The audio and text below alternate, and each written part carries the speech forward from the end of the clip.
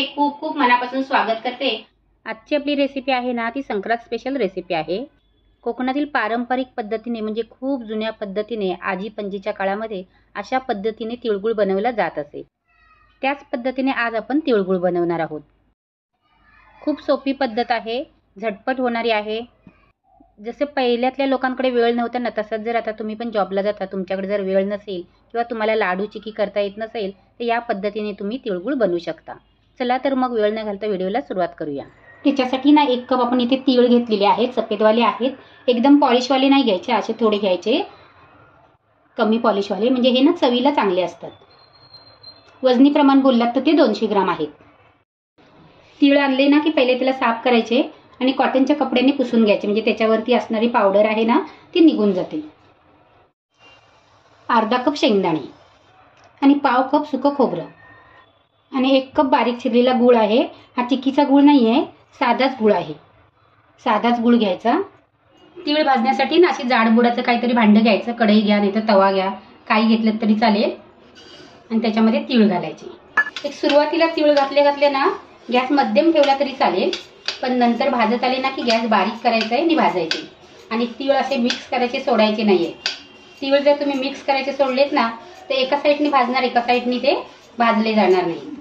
जेवढे तीळ तुम्ही चांगले खमंग भाजणार ना तेवढा तुमचा तिळगुळ आहे ना तो चांगला टेस्टी पण होणार आहे आणि मस्त सुवासिक पण होणार आहे। तीळ भाजत आले ना की थोडे फुगीर सारखे दिसतात, त्यांचा कलर चेंज होतो, तडतड उडतात, तिथपर्यंत आपल्याला हे तीळ आहेत ते भाजून घ्यायचे।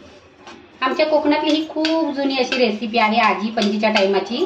आणि पहिल्यातले लोक आहेत ना ते असे लाडू बिडू करत बसायचे नाहीत, असं तिळगुळ बनवायचे। त्याच पद्धतीने मी आज तुम्हाला हा तिळगुळ कसा करायचा तो दाखवणार आहे।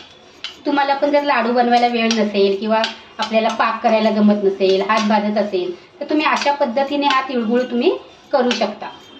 झटपट होतो, खूप चविष्ट लागतो, खटाटोप पण नाही, जास्त भांडी पण पडत नाही। नक्की तुम्हाला आवडेल आणि आवडलं तर नक्की लाईक करा, आणि जर तुम्ही माझ्या चॅनलवर पहिल्यांदाच आला असाल तर चॅनलला सबस्क्राईब करा।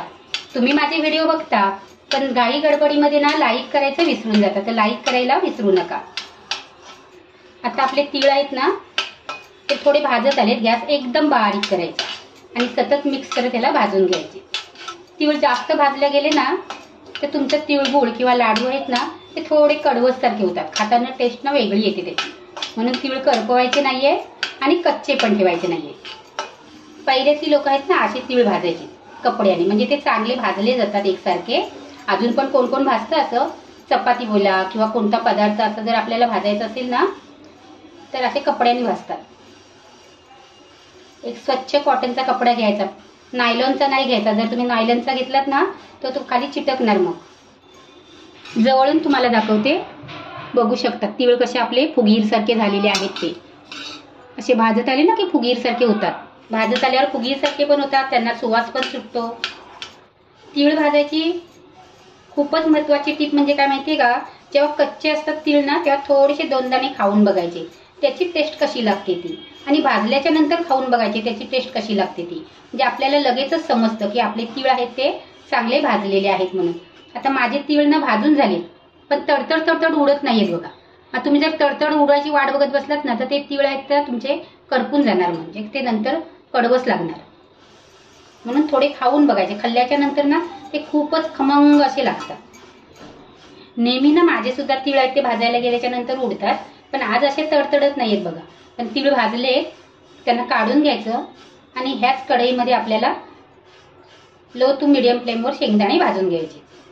सतत मिक्स करत शेंगदाणे आहेत ना ते मी भाजून घेतलेले आहेत बघा। असे सतत मिक्स केले ना की प्रत्येक दाणा आहे ना तो चांगला भाजला जातो, आणि गरम गरम असताना त्यांना सोलून घ्यायचे, म्हणजे पटकन साल आहेत ना त्याची निघतात।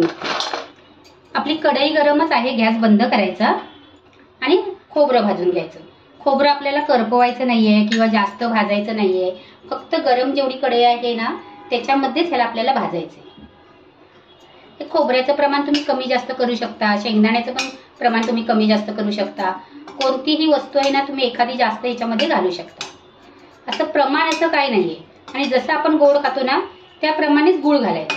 आपले भाजलेले तीळ, भाजलेले शेंगदाणे सर्व मिक्स करायचे। गुळाचं प्रमाण तुम्ही पाहिजे तर वाढवू शकता, तुम्हाला पाहिजे ना तर थोडं थोडं मिक्सरला घालून पण तुम्ही चालूबंदमध्ये वाटू शकता, पण मी आज मिक्सरला वाटणार नाही आहे. तर मी खलबत्त्यामध्ये ह्याला कुटून घेणार आहे. थोडे थोडे घालायचे आणि कुटायचे आणि नंतर मग आपल्याला ह्याला मिक्स करून घ्यायचे. कुटायला लागल्याच्या नंतर ना मस्त असा शेंगदाण्याचा आणि तिळाचा खमंग असा भाजलेल्याचा सुवास सुटलेला आहे.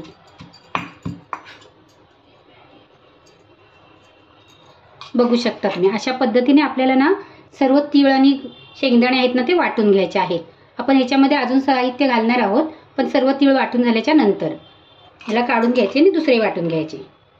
अशा पद्धतीने आपले तीळ, शेंगदाणे आणि गूळ आहेत ना ते वाटून झालेले आहेत. थोडी जाडसरच ठेवायची, म्हणजे खायला पण मस्त वाटतात आणि द्यायला पण बरे.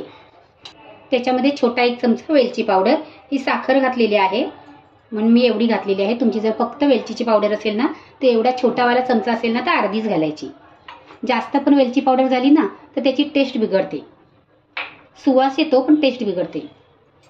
त्याच्यामध्ये ना 2 ते 3 पिंच आपल्याला सुंठ किसून घालायचे.